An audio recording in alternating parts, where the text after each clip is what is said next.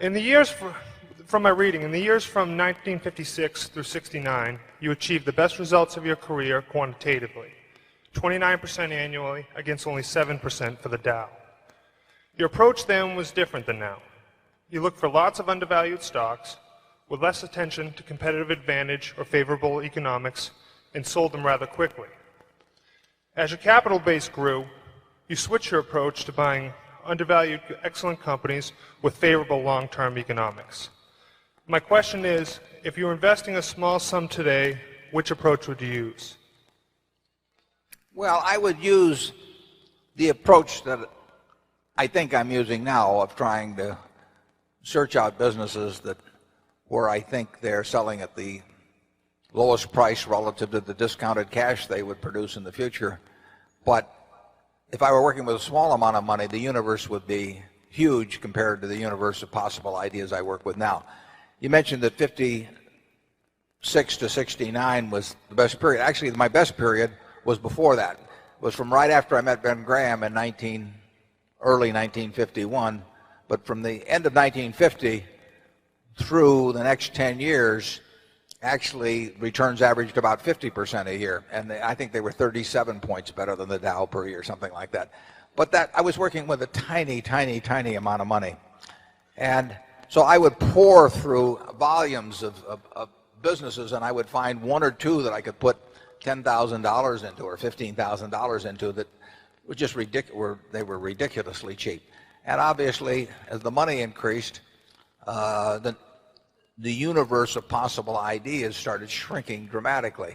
The times were also better for doing it in that time. But I think if you're working with a small amount of money, with exactly the same background that Charlie and I have, and same ideas, same whatever ability we have, I think you can make very significant sums. But as soon as you start getting the money up into the millions, many millions, the curve on expectable results falls off just dramatically. But that's the nature of it. You've got to, when you get up to things you can put millions of dollars into, you've got a lot of competition looking at that, and they're not looking as I did when I started. When I started, I went through the pages of the manuals page by page. I mean, I probably went through 20,000 pages in the Moody's Industrial, Transportation, Banks, and Finance manuals. And I did it twice.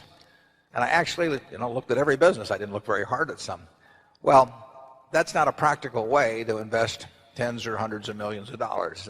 So I would say if you're working with a small sum of money and you're really interested in the business and willing to do the work, you will find something. If you were, there's no question about it in my mind. You will find some things that promise very large returns compared to what we will be able to deliver with large sums of money.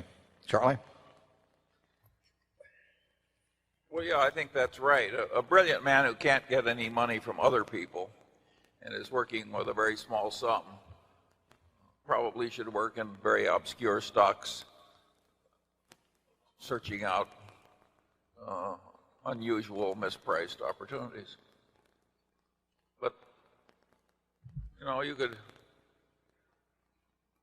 that's such a small world.